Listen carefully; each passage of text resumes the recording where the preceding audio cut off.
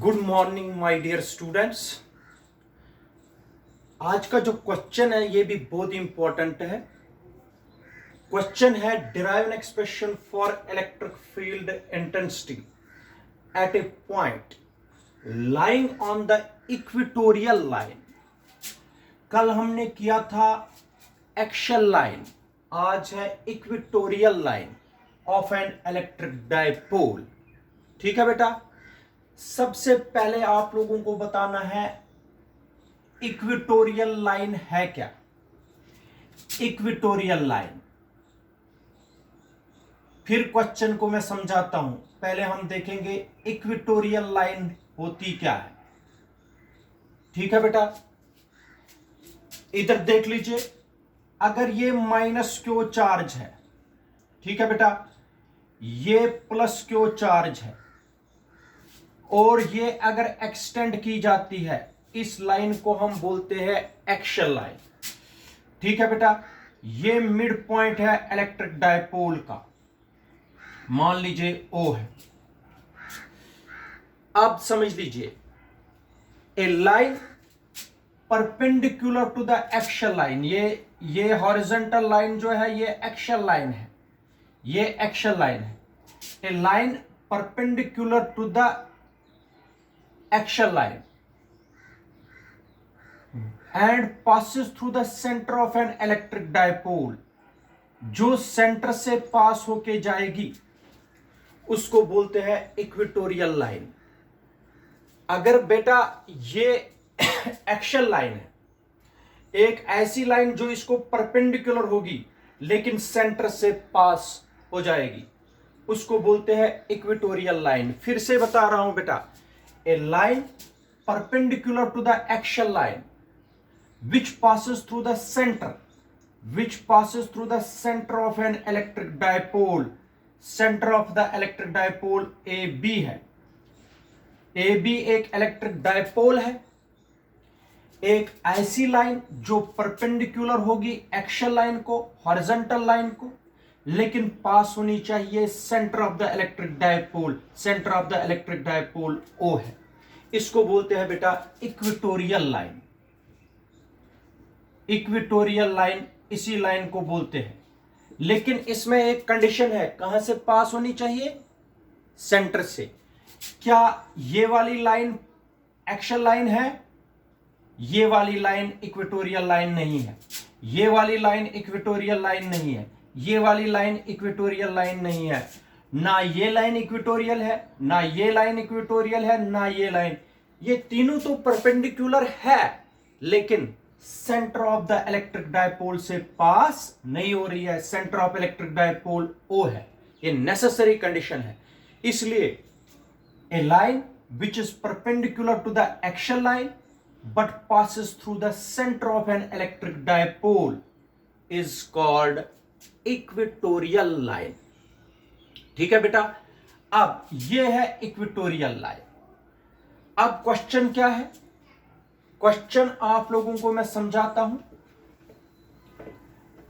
इधर देख लीजिए बेटा, ये है माइनस क्यू चार्ज और ये है प्लस क्यू चार्ज। इसको बोलेंगे हम इलेक्ट्रिक डायपोल। ये इलेक्ट्रिक डायपोल ए बी है और बेटा O जो है इसका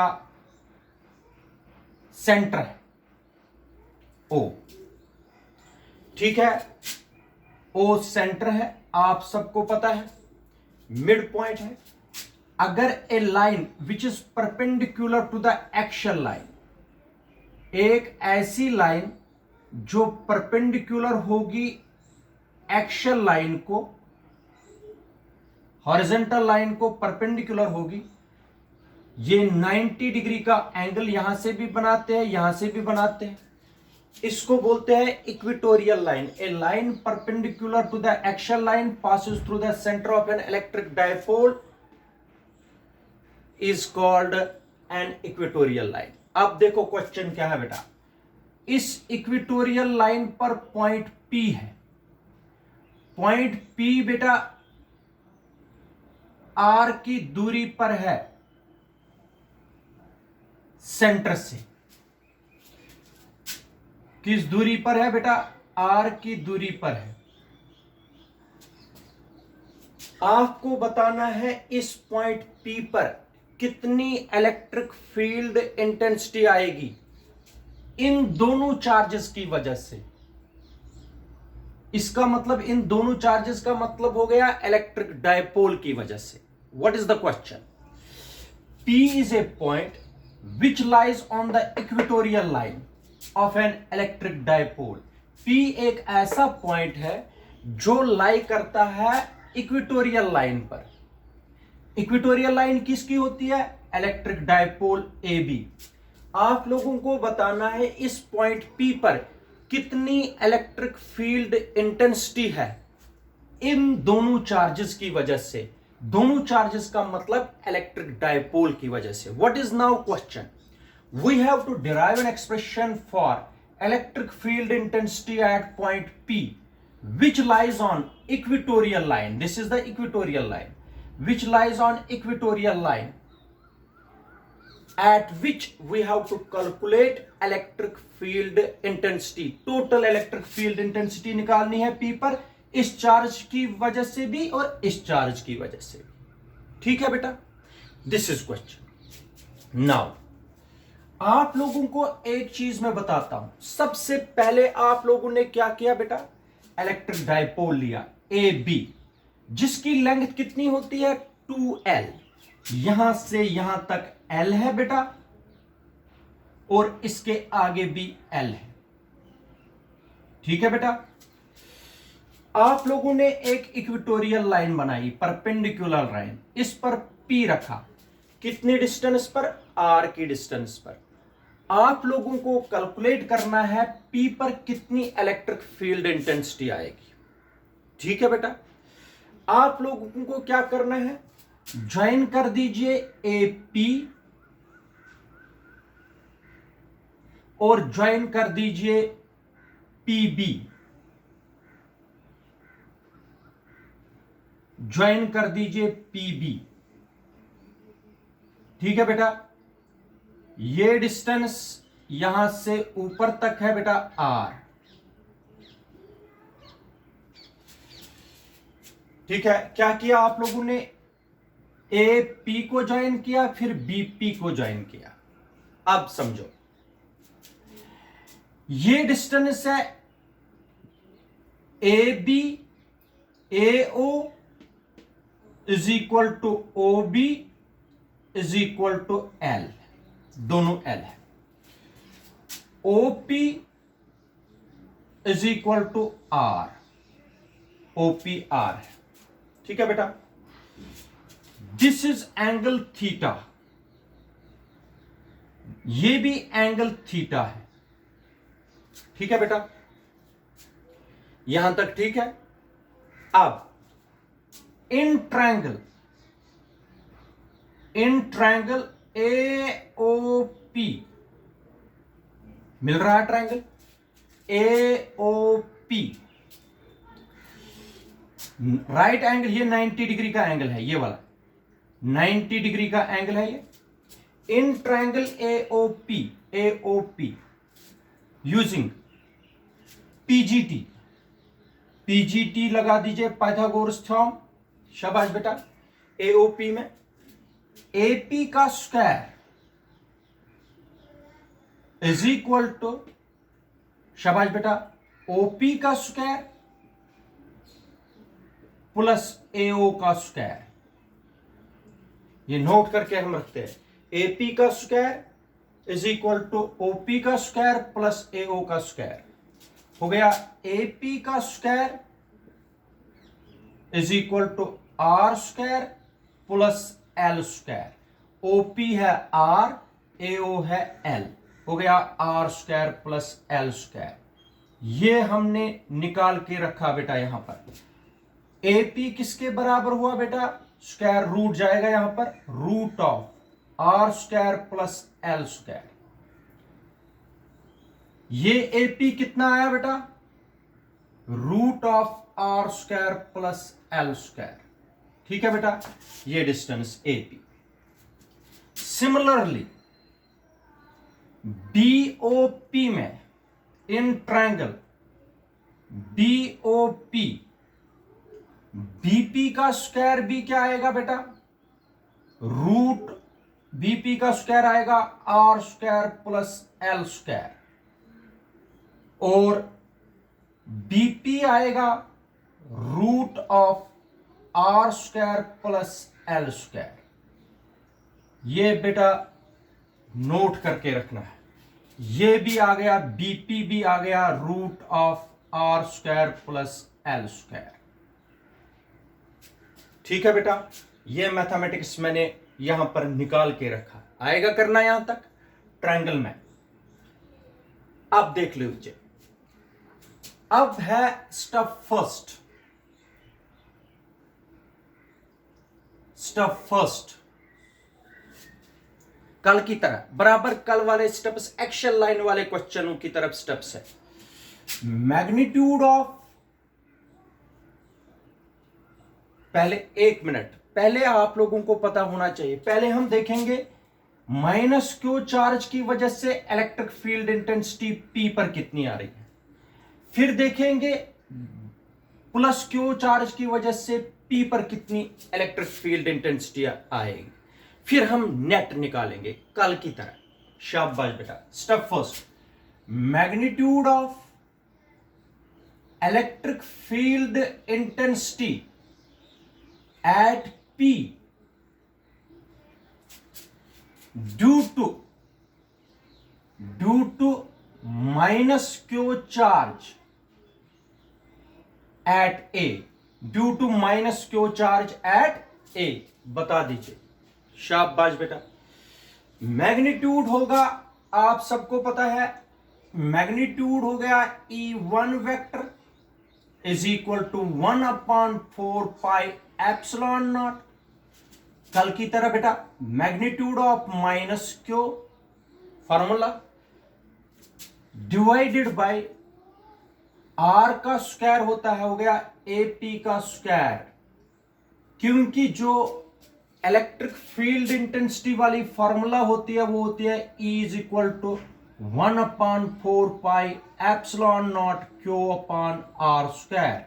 ये बेटा फॉर्मूला है, लेकिन मैंने बताया इलेक्ट्रिक फील्ड इंटेंसिटी P पर कितनी आएगी, -q चार्ज की वजह से, वो आती है ये मैग्नीट्यूड। अच्छा, इसको थोड़ा सा सिंपलीफाई करेंगे। E1 vector is equal to 1/4 pi epsilon naught, -q का मॉड है q अपॉन AP का स्क्वायर, AP का स्क्वायर हो गया AP का स्क्वायर, ये मैंने निकाल के रखा, R square plus L square. This is equation number first. लेकिन अब मसला है direction. The direction of E1 vector is along, मसला वो है बेटा, ये -q चार्ज है, -q चार्ज की वजह से P पर इलेक्ट्रिक फील्ड इंटेंसिटी माइनस है, तो -q चार्ज, कल भी मैंने बताया था, अगर -q चार्ज है इलेक्ट्रिक फील्ड इंटेंसिटी की डायरेक्शन अंदर की तरफ होती है, अगर +q चार्ज है इलेक्ट्रिक फील्ड इंटेंसिटी की डायरेक्शन बाहर की तरफ होती है। इसलिए यहां पर -q चार्ज है, इलेक्ट्रिक फील्ड इंटेंसिटी की डायरेक्शन अंदर की तरफ होगी, ऐसे इधर की ही तरफ होगी, चार्ज की तरफ, और ये हो गया E1 वेक्टर। क्योंकि -q चार्ज है इसलिए अंदर की तरफ आएगी इलेक्ट्रिक फील्ड इंटेंसिटी की डायरेक्शन, ठीक है, -q चार्ज में अंदर की तरफ आती है, +q से बाहर की तरफ। शाबाश बेटा। तो ये हो गई डायरेक्शन PE1 वेक्टर। मान लीजिए ये है A B P, यहां पर रखेंगे C, ठीक है बेटा, इज अलोंग PC वेक्टर, ठीक है बेटा, इधर की तरफ आती है -q चार्ज की। ये हो गया step first. Similarly step second, शाबाश बेटा, ऐसे the magnitude of electric field intensity at point P due to plus q charge बराबर ऐसी magnitude of electric field intensity at P due to plus q charge at B is given by, शाबाश बेटा, हो गया magnitude of E2 is equal to 1/4πε0 formula का magnitude of plus q upon यहां से यहां तक कितनी डिस्टेंस है बेटा, BP का स्क्वायर, R स्क्वायर के बजाय क्या आएगा, BP का स्क्वायर। ठीक है बेटा, इसको थोड़ा सा लिखेंगे, E2 vector is equal to 1/4πε0 q upon BP का स्क्वायर हो गया R square plus L square. ठीक है बेटा, this is equation number second. अब मसला फिर से है, द डायरेक्शन ऑफ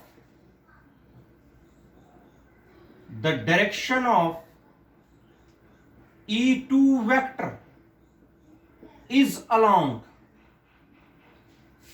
आप बताओ बेटा, आप लोगों को तो समझ आना चाहिए। अब ये प्लस क्यू चार्ज है, इसकी वजह से अंदर की तरफ आएगी इलेक्ट्रिक फील्ड इंटेंसिटी की, बाहर की तरफ प्लस है।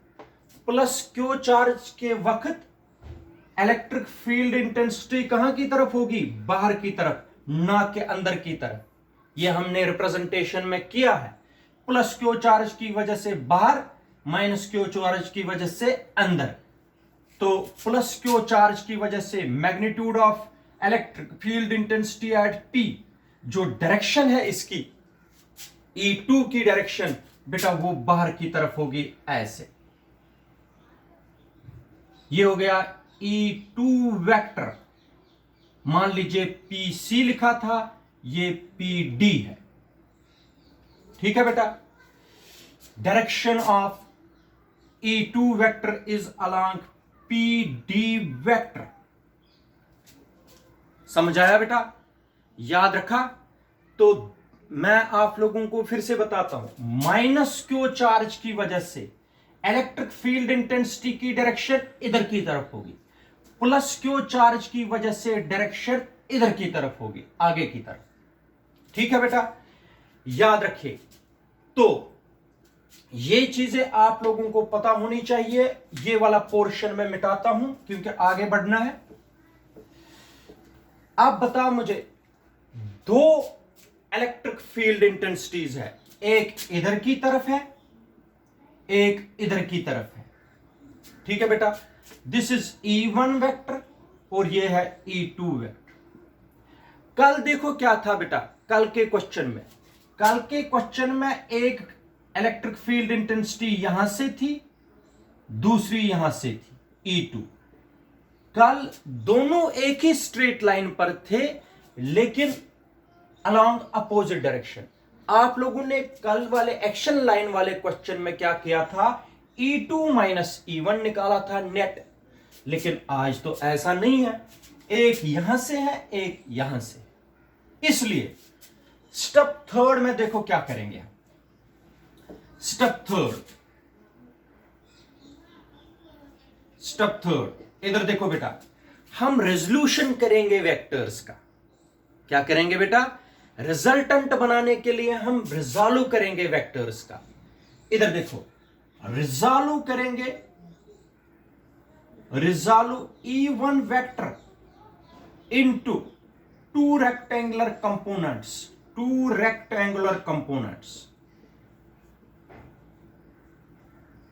उसका मतलब क्या हुआ,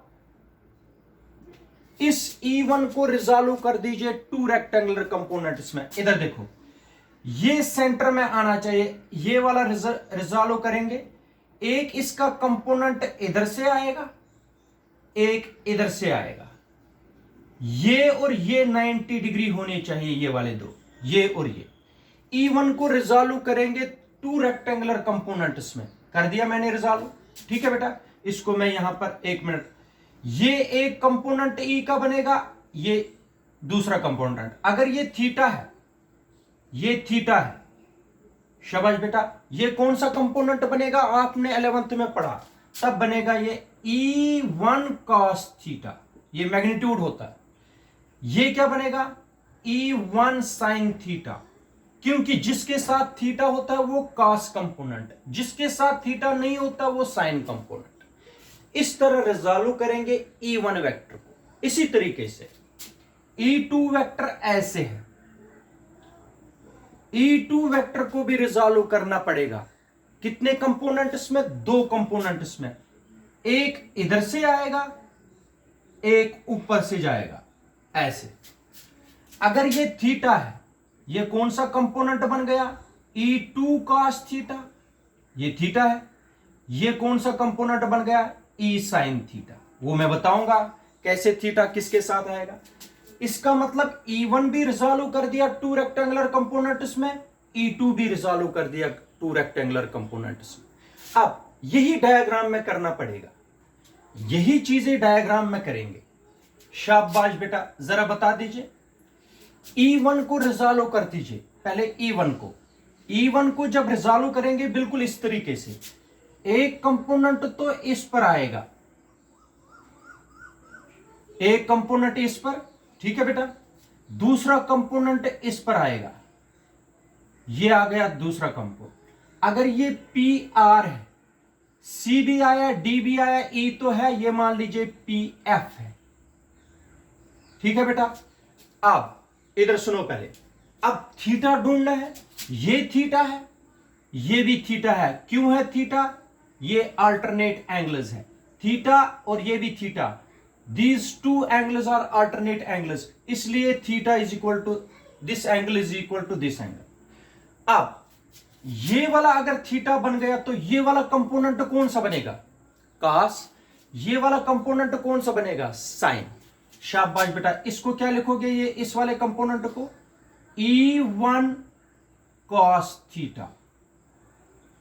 और समझ लीजिए, नहीं समझ आता है तो आप लोग मुझे कह सकते हो, E1 cos थीटा ये कंपोनेंट है, और ये वाला कंपोनेंट बन जाएगा बेटा क्या, E1 sin थीटा, ये वाला कंपोनेंट।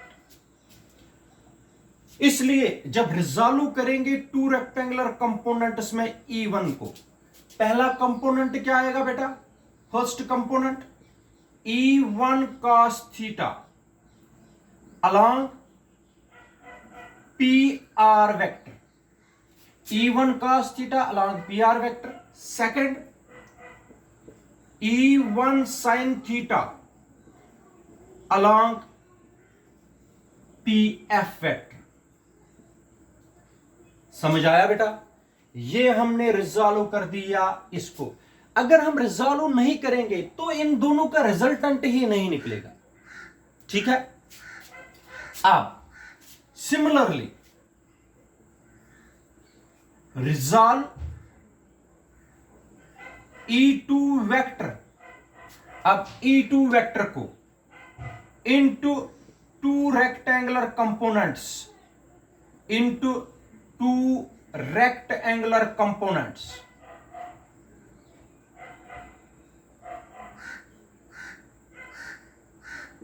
इस E2 को भी रिजॉल्व कर दीजिए टू रेक्टेंगुलर कंपोनेंट्स में। एक कंपोनेंट, शाबाश बेटा, E2 का कंपोनेंट, एक कंपोनेंट तो इधर से ही आएगा, ये वाला कंपोनेंट इधर से ही आएगा, एक कंपोनेंट ऊपर, क्योंकि दो कंपोनेंट्स, ये और ये कंपोनेंट आपस में परपेंडिकुलर होना चाहिए, और जिसको रिजॉल्व करना है वो सेंटर में होना चाहिए। E2 को रिजॉल्व करेंगे, एक कंपोनेंट इसी पर आएगा, एक कंपोनेंट यहां से आएगा, ये PF है, ये PG रखेंगे, ठीक है बेटा। अब कौन सा कंपोनेंट कॉस होगा, कौन सा कंपोनेंट साइन होगा, इधर देख लीजिए, ये वाला एंगल और ये वाला एंगल, ये ये एंगल और ये एंगल कॉरस्पॉन्डिंग एंगल्स हैं। इधर देख लीजिए, ये लाइन और ये लाइन एक ट्रांसवर्सर ऐसे है, यहां पर एंगल है, ये थीटा है,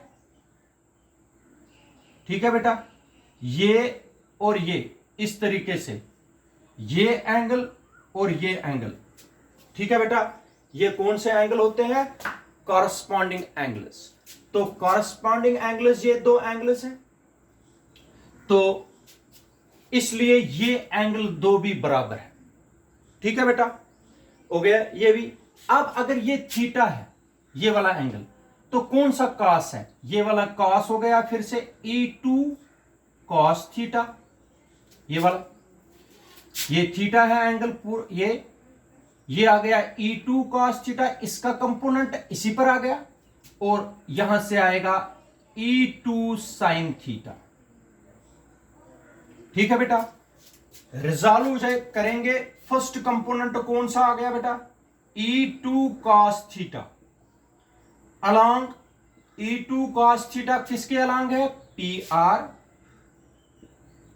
वेक्टर। सेकंड है, शाबाश बेटा, E2 sine theta along PG vector, ठीक है बेटा, सारा बोर्ड पर देख सकते हो। अब फिर से आप लोग डायग्राम की तरफ देख लीजिए, दो कंपोनेंट्स, एक कंपोनेंट इधर देख लीजिए, ये कंपोनेंट, ये है P, ये है F, ये है E1 साइन थीटा, ठीक है बेटा। एक कंपोनेंट है ऊपर की तरफ PG, ये है E2 साइन थीटा, ठीक है बेटा। The two components E1 sine theta and E2 sine theta are acting on same straight line having same magnitude but lies in opposite direction. E1 sin theta, E2 sin theta का magnitude same है, magnitude E1 का भी से यही है, E2 का भी यही है, मैग्नीट्यूड तो दोनों का सेम है। ये देख लीजिए, इक्वेशन फर्स्ट और इक्वेशन सेकंड सेम है, लेकिन अपोजिट डायरेक्शन में है, इसलिए ये कंपोनेंट और ये कंपोनेंट कैंसल, इनका कोई रोल नहीं है। ये कंपोनेंट और ये component cancel, they are acting on the same straight line having same magnitude but lies in opposite direction. ये वाला कंपोनेंट सेम स्ट्रेट लाइन पर है बेटा, अपोजिट डायरेक्शन में है, इसलिए ये कंपोनेंट और ये कंपोनेंट कैंसल हो जाएंगे, इनका कोई रोल नहीं है। शाबाश बेटा, दो कंपोनेंट कैंसल हो गए। फिर कौन से दो कंपोनेंट रह गए? एक कंपोनेंट इधर देखो P पर, एक कंपोनेंट रह गया, शाबाश बेटा, E1 cos थीटा, और दूसरा कंपोनेंट है E2 cos theta.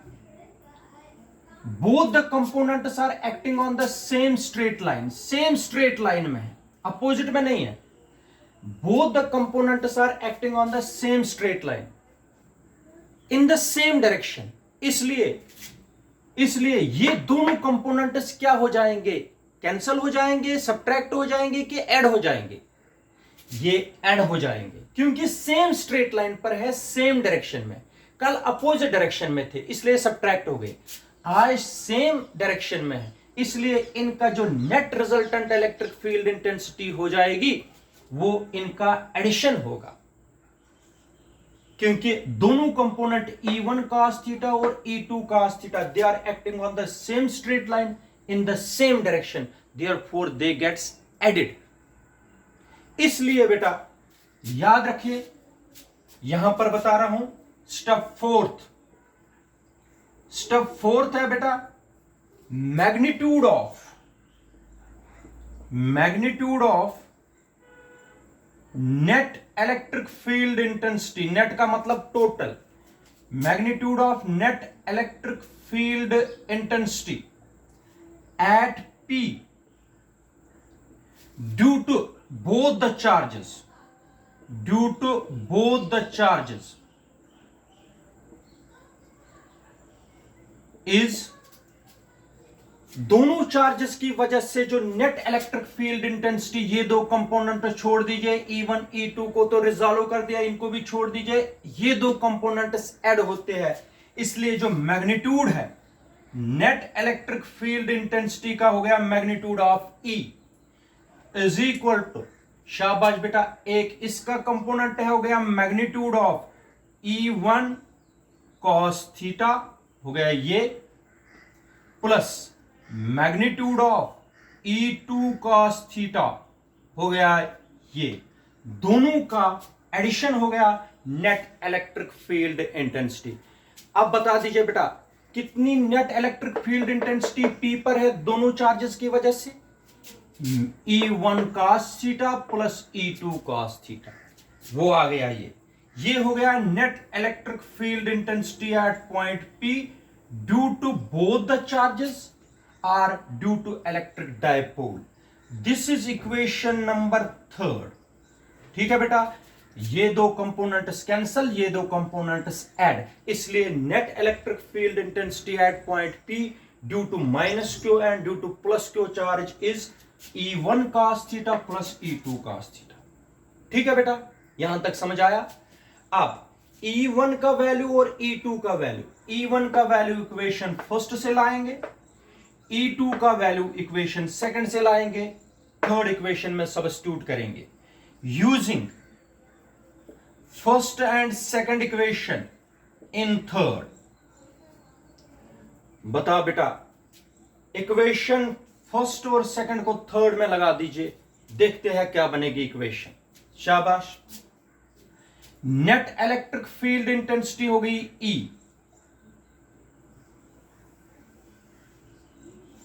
Net electric field intensity हो गई magnitude of net electric field intensity, total electric field intensity हो गई E is equal to E1 का मैग्नीट्यूड, E1 का मैग्नीट्यूड हो गया ये 1/4 पाई एप्सिलॉन नॉट। ठीक है बेटा, Q अपॉन, शाबाश, Q upon R square plus L square हो गया E1 का मैग्नीट्यूड मल्टीप्लाई क्या है cos थीटा, प्लस E2 का मैग्नीट्यूड ये है 1/4 pi epsilon naught Q upon R square plus L square into cos theta. अगर आप लोग ध्यान से देखोगे ये टर्म और ये टर्म सेम है, a प्लस a होता है 2 टाइम्स a, ये टर्म और ये टर्म जब ऐड करेंगे हो गया 2 टाइम्स, क्योंकि सेम टर्म है, हो गया magnitude of E vector is equal to 2 times, बाहर लगाया मैंने 2, शाबाश बेटा, 1/4 pi epsilon naught Q upon R square plus L square into cos theta, 2 बार है, 1 प्लस 1 इज इक्वल टू 2। ठीक है, दिस इज इक्वेशन नंबर 4। आप देखो बेटा, इसमें ये cos थीटा है, ये ढूंढना पड़ेगा टू फाइंड cos थीटा। ठीक है बेटा, इस cos थीटा को फाइंड करना पड़ेगा, फिर सब्स्टिट्यूट करना पड़ेगा यहां पर। In triangle AOP, in triangle AOP बेटा, in triangle AOP cos theta is equal to, cos होता है बराबर बेस अपॉन हाइपोटेनस, बेस क्या है बेटा AO, हाइपोटेनस है AP। ठीक है बेटा, AO का मतलब हो गया L, AO कितना है L, अपॉन AP का मतलब हो गया root of R square plus L square, ये आ गया cos का वैल्यू। cos का वैल्यू यहां पर सब्स्टिट्यूट करेंगे, देखेंगे क्या बनेगा, magnitude of E is equal to 2 times, 2 बाहर रखा मैंने बेटा, 1/4 pi epsilon naught Q upon R square plus L square, ठीक है बेटा, मल्टीप्लाई कॉस थीटा के बजाय लिखेंगे L upon root of R square plus L square, ऐसे कॉस थीटा खत्म हो गया। ठीक है बेटा, यहां पर आप लोग एक स्क्रीनशॉट ले सकते हो रफ पर्पसेस के लिए, फिर आगे बढ़ेंगे। ठीक है बेटा, मुझे बोर्ड मिटाना पड़ेगा। एक चीज मैं आप लोगों को बताता हूं, यहां पर जब बेसिस सेम होगी, जैसे x मल्टीप्लाई रूट x, अगर ऐसे होगा बेटा x मल्टीप्लाई रूट x, इसका मतलब हो गया x into x raise power 1/2। Basis क्या है बेटा, सेम, पावर क्या हो जाएंगे, ऐड, बन गया एक्स रेज पावर 3/2। 1 + 2 + 1 क्या बन गया, एक्स रेज पावर 3/2। इसी तरीके से बेटा यहां पर है R square plus L square, multiply है root of R square plus L square. ये टर्म क्या बनेगी बेटा, R square plus L square raise power 3/2। समझ आया कि नहीं। और इस 2 को मिलाऊंगा एल के साथ, क्यू इंटू 2L बनाऊंगा। क्यू इंटू 2L आप लोगों को समझ आया होगा, ये इलेक्ट्रिक डायपोल मोमेंट बनाएंगे। तो ये दो टर्में करनी है, बेसिस सेम है, पावर ऐड करेंगे। ये देख लीजिए बेटा, बोर्ड मिटाना पड़ेगा, आप लोग ध्यान से देख लीजिए, स्क्रीनशॉट यहां पर लेके रखिए ताकि रफ पर्पसेस में यूज होगा। तो यहां पर देख लीजिए, ये मिटाना है मुझे, एक्सपेक्टेड क्वेश्चन है। जितना मैं यहां पर कर रहा हूं बोर्ड पर, उतना उतना आप लोग भी रफ पर करते जाइए। फेयर पर तो बाद में लिखोगे, मेरे साथ साथ रफ वर्क कर दीजिए। जितना जितना मैं क्वेश्चन आगे बढ़ाता हूं, उतना उतना ही क्वेश्चन आप रफ पर निकालते जाइए। शाबाश बेटा, ये काम कर दीजिए। ये हो गया magnitude of E, net electric field intensity बोलते हैं इसकी।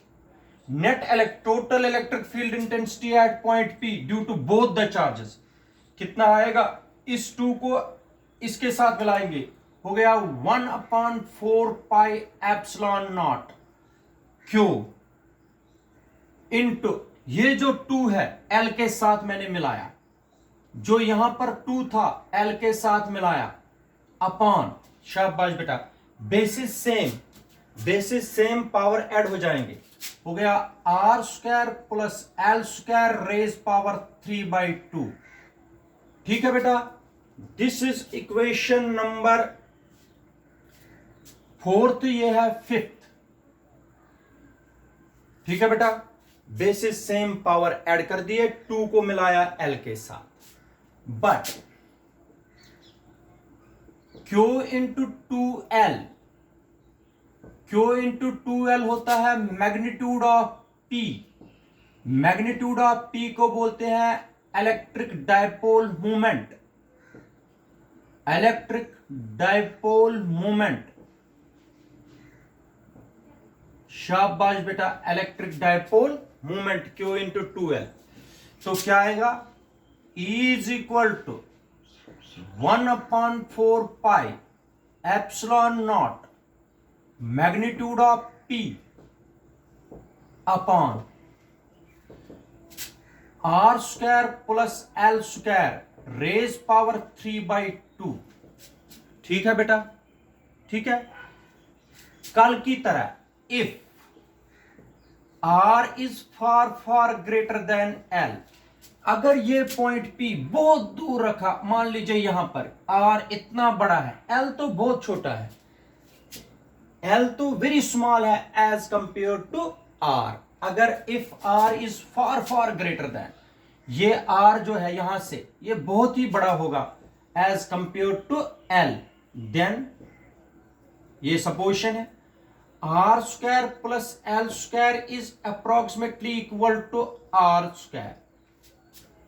R square plus L square is approximately equal to R square, क्योंकि L नेग्लेक्ट किया हमने। तो ये इक्वेशन क्या बनेगी, ये वाली इक्वेशन बेटा, magnitude of E is equal to 1/4 pi epsilon not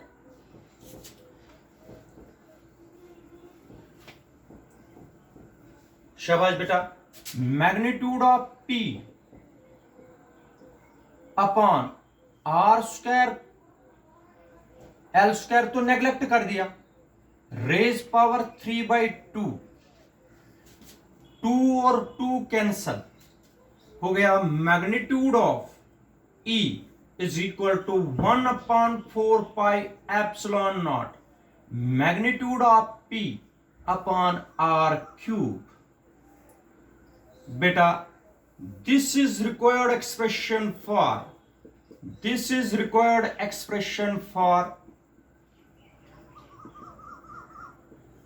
total electric field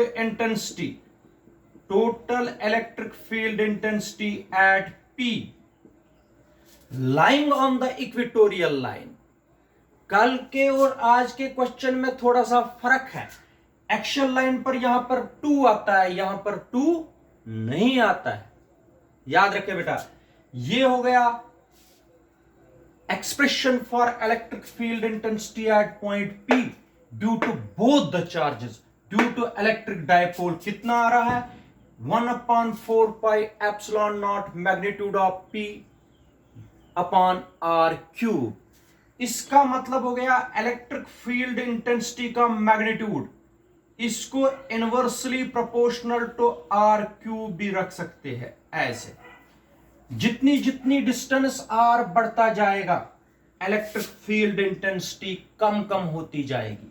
इसलिए अगर आप लोग इसको ग्राफ प्लॉट करोगे, अगर हम ग्राफ प्लॉट करेंगे बेटा, ग्राफ इस तरीके से आएगा। यहां से हम आर रखेंगे, यहां से हम ई रखेंगे।